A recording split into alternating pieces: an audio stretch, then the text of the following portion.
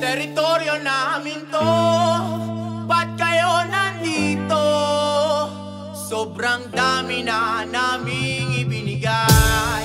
Teritoryo namin to, ba't kayo nandito?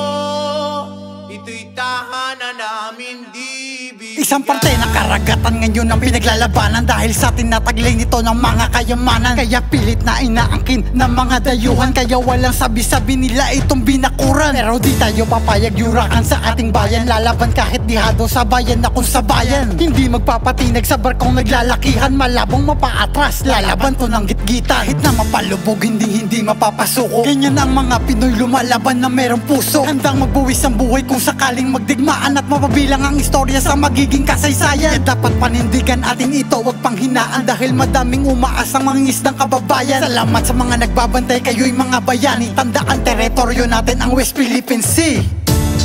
Teritoryo namin to, ba't kayo nandito? Teritoryo namin to, bakit kayo andito?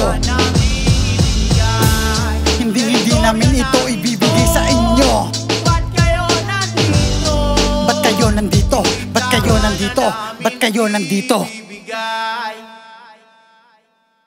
You are now listening to Moro Beats.